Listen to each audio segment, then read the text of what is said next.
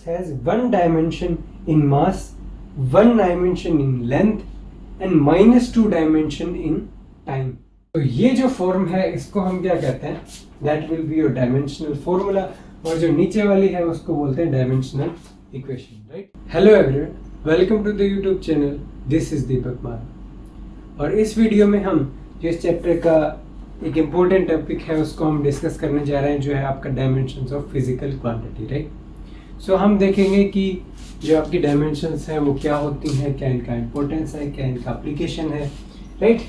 So you can say dimensions of physical quantities, right? तो सबसे पहले देखते हैं कि जो डायमेंशंस हैं वो होती क्या। नॉर्मली आप कह सकते हो कि डायमेंशंस एक तरीके से यूनिट को रिप्रेजेंट करती हैं, राइट? और जैसा कि हमने देखा था कि आपकी 7 फंडामेंटल यूनिट्स होती हैं, तो सिमिलरली हम क्या करेंगे, आपकी डायमेंशंस को भी फंडामेंटल उसमें डिफाइन करेंगे, राइट? और इसमें एक जो इसका नोटेशन है उसमें क्या होता है, यहाँ पे जो आपका नोटेशन है उसमें क्या रहेगा, आपका स्क्वायर ब्रैकेट डायमेंशंस में रहता है। जैसे अगर मैंने कोई क्वांटिटी लिखनी है और यहाँ पे उसका डायमेंशन लिखना है, तो जैसे कि 7 फंडामेंटल यूनिट्स थी, तो 7 फंडामेंटल डायमेंशंस किस तरीके से हम रिप्रेजेंट करेंगे। तो सबसे पहले लेंथ का लिखना है, तो इसको कैपिटल L में लिखेंगे length and there is a square bracket. Mass, then you just have to write M in square bracket. Time, you just have to write capital T. Similarly, you will write temperature in capital K, and here you will write current in ampere, capital K. Similarly, amount of substance you can say, you will write in MOL और यहाँ पे square bracket. और एक होती है luminous intensity, तो वो हमने देखा था कि कैंडेला होती है, तो उसको स्क्वायर ब्रैकेट में कुछ इस तरीके से लिखो। तो ये 7 बेस यूनिट थी या फंडामेंटल यूनिट थी, उनकी डायमेंशंस हमने यहाँ पे लिख दिए। तो जो डायमेंशंस हैं वो आपको यहाँ पे एक तरीके से क्लियर होना चाहिए कि फॉर्म ऑफ यूनिट्स की है, राइट? अब जो डायमेंशन ऑफ फिजिकल क्वांटिटी है उनकी आप डेफिनेशन टाइप में भी लिख सकते हो, जो कहती है कि dimension of physical quantity are the power to which quantity are raised to represent that quantity. It means कि हमें ना ये चेक करना पड़ेगा कि जो क्वांटिटी है वो इन फंडामेंटल डायमेंशंस की कितनी पावर में है, राइट? तो इसको हम कैसे डिफाइन करेंगे डायमेंशन को, कि जो डायमेंशन है वो आपकी ये जो फंडामेंटल जो हमने यूनिट्स डिफाइन किया ना यहाँ पे, जिसमें क्या आ गया L M T, राइट? यहाँ पे क्या है L M T, यहाँ पे कोमा नहीं लगाना आपको, L M T A K, right?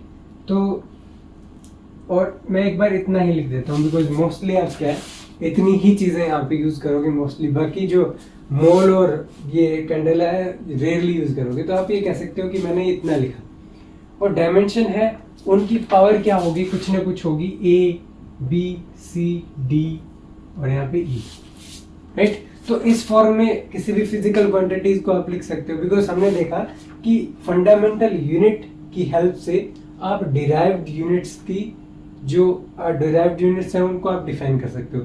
Similarly कोई भी क्वांटिटीज का जो डायमेंशन है आप फंडामेंटल डायमेंशंस की पावर की टर्म में आप डिफाइन कर सकते हो, राइट?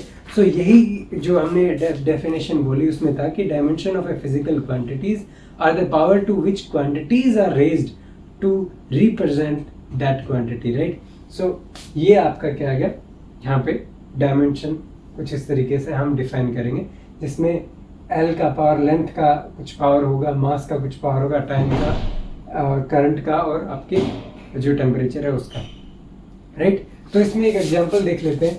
तो एग्जांपल में हम एक सिंपलेस्ट ले लेते हैं, जहाँ पे आपका वॉल्यूम अगर है तो आप देखोगे कि volume is length cube, right. So यहाँ से आपका ये आ गया एल क्यूब, राइट। सो जो आपका डायमेंशन है अगर आप लिखोगे देन एम एल टी, तो मोस्टली आप एम एल टी की फॉर्म में लिख देते हो, मास लेंथ एंड टाइम। सो मास यहाँ पे 0 है, length is 3 and this is time is 0। सो इस तरीके से ये क्या होती है आपकी डायमेंशन होगी वॉल्यूम की। तो इस तरीके से आप डायमेंशन डिफाइन करोगे। इट मीन्स ये सिर्फ पावर को रिप्रेजेंट करता है, उसकी की लेंथ की कितनी पावर है, मास की कितनी पावर है। तो एक तरीके से डिराइव्ड यूनिट टाइप में ही आपका एक तरीके से हो जाता है। बट इसके डायमेंशंस के कुछ एप्लीकेशन है जो हेल्पफुल रहेंगे, आगे हम देखेंगे कि काफ़ी हेल्पफुल है डायमेंशंस का जो ये रिप्रेजेंटेशन है वो, राइट। सिमिलरली अगर आप चेक करोगे दूसरी क्वांटिटीज लाइक डेंसिटी, राइट। अगर मैंने डेंसिटी डिफाइन किया तो density mass divided by you will say volume, और वॉल्यूम आपका लेंथ क्यूब है, राइट। सो मास का यूनिट क्या हो गया, मास इसका लिखोगे तो मास का कितना डायमेंशन आ गया, m1 l0 and t0, right, divided by volume का कितना आ गया m0 l3 and t0, right. ये हमने आ गया। अब हमें डेंसिटी का लिखना है, तो इसमें एक यहाँ पे पॉइंट आता है कि अगर आप डिवाइड करते हो तो आपको क्या करना है कि डिवाइड करोगे तो m की पावर यहाँ पे आप डिवाइड करोगे तो 1, दिस इज 0। सो आप क्या करते हो, सब्ट्रैक्ट करते हो जैसे भी करोगे, और मल्टीप्लाई करते हो तब आप क्या करते हो, पावर्स को ऐड करना पड़ेगा, राइट। सो जब हमने यहाँ पे देखा m to the power 0 and here 1, so अगर हम इसको डिवाइड करेंगे तो हमारे पास क्या आएगा, m to the power 1, l to the power यहाँ पे 3 है तो ये ऊपर जाएगा, that will be -3 and t will be, so this is the dimension of density, right। so इस तरीके से आप क्या डेंसिटी आप निकाल सकते हो किसी भी फिजिकल क्वांटिटी। सो आपने देखा कि नॉर्मली आपको सिर्फ क्या करना है, मैथमेटिकल ऑपरेशन करना है यहाँ पे और पावर्स को चेक करना है। सिमिलरली हमने क्या बोला, फोर्स का भी हम एक बार यहाँ पे कैलकुलेट करके दिखा देते हैं। फोर्स में क्या होता है, मास इनटू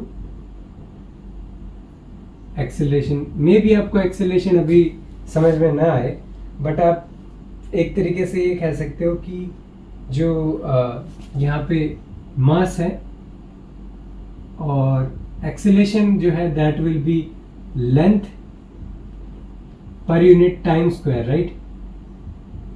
एक बार के लिए आप इतना समझ लीजिए, अदरवाइज आप थर्ड चैप्टर में जब हम देखेंगे तो वहाँ पे एक्सेलरेशन वगैरह वहाँ पे डिटेल में डिस्कस करेंगे। बट एक बार के लिए एक्सेलरेशन को length per unit time square हमने डिफाइन कर दिया। और एक तरीके से कह सकते हो कि acceleration is velocity change per unit time, so that's why velocity will be length per unit time, so that's why it is length per unit time square, right. So यहाँ पे आपका मास आ गया। तो इसकी डायमेंशन आपने लिखनी है तो कैसे लिखोगे, तो यहाँ पे मास का अगर लिखना है तो सिंपली मैं क्या लिख देता हूँ, m लिख देता हूँ, राइट। सिमिलरली यहाँ पे आप क्या लिखोगे, लेंथ का कितना लिखोगे, l डिवाइडेड बाई t का कितना लिखना है, t स्क्वायर, राइट। अब मैं अगर इसका डायमेंशन कंप्लीट लिखता हूँ तो मेरा डायमेंशन कितना आ जाएगा, m1 l1 t -2, so this will be the dimension of force. तो इस तरीके से डायमेंशंस आपको कैलकुलेट करनी है किसकी, किसी भी फिजिकल क्वांटिटीज की। तो आपको ध्यान क्या रखना है कि अगर आपकी पावर्स मल्टीप्लाई में है तो just you have to add, right. जो भी मैथमेटिकल ऑपरेशन हम पावर के साथ करते थे वही यहाँ पे करना है।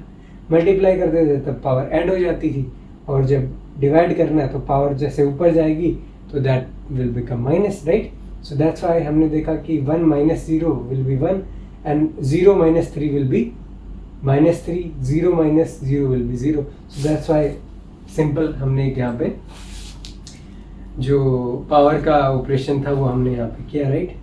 अब इसके अंदर क्या होता है कि ये जो फोर्स है जो फोर्स है इसके अंदर हमें कुछ ऐसा फॉर्मूला मिला और हम ये कहते हैं कि force has one dimension of mass.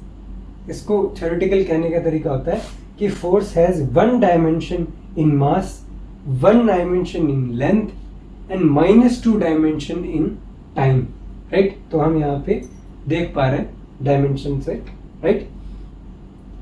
And और डायमेंशन जो है ओनली यूनिट्स के बारे में आपको बताएगी, राइट।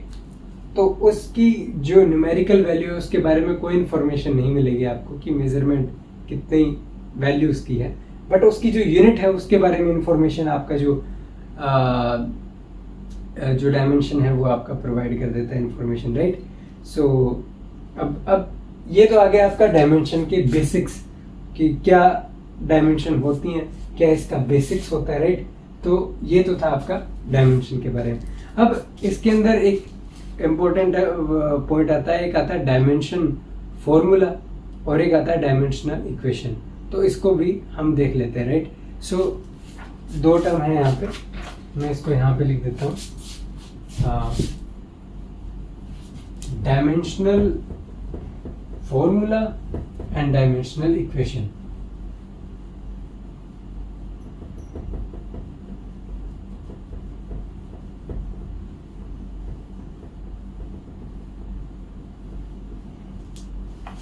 और दोनों चीजें जो है वो हमारी इंपॉर्टेंट है, राइट। सो इसमें आता है डायमेंशनल फॉर्मूला।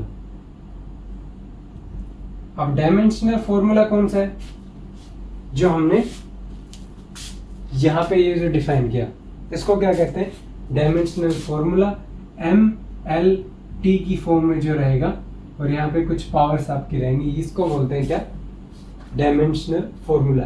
तो आप कहोगे कि डायमेंशनल फॉर्मूला ऑफ फोर्स क्या आ जाएगा, M1 L1 T-2, right.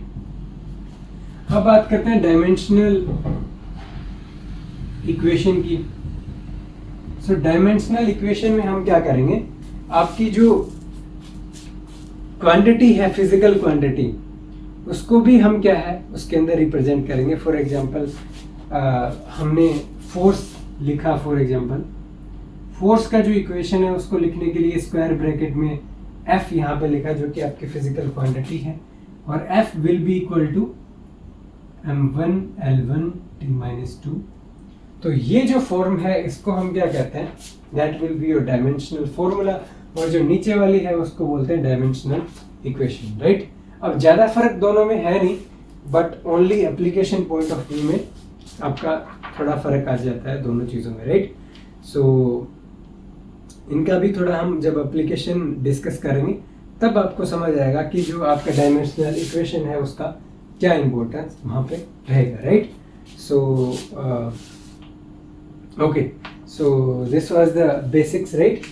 So अब नेक्स्ट वीडियो में हम डिस्कस करेंगे कि डायमेंशंस की जो एप्लीकेशन है, और जिसके अंदर हम देखेंगे कि किसी इक्वेशन की जो वैलिडिटी है उसको कैसे चेक किया जाए, किसी फॉर्मूला को डिराइव करना है तो आप डायमेंशन की हेल्प से कैसे कर सकते हो, और एक रहता है कि आपका कन्वर्जन इन यूनिट्स है उसको आप कैसे परफॉर्म करोगे यूजिंग डायमेंशन, राइट। तो ये एक यहाँ पे इम्पोर्टेंट टॉपिक है डायमेंशंस। तो थोड़ा बेसिक हमने इस वीडियो में किया, नेक्स्ट वीडियो में थोड़ा एप्लीकेशन देखेंगे तो थोड़ा अच्छे से समझ ये जो डायमेंशंस है वो आपका वहाँ पे आ जाएगा, राइट। और जब आपकी एक्सरसाइज हम ज़्यादा करेंगे देन ऑल्सो आपकी जो चीज़ें हैं वो क्लियर होती जाएंगी about the dimension of any physical quantity, right.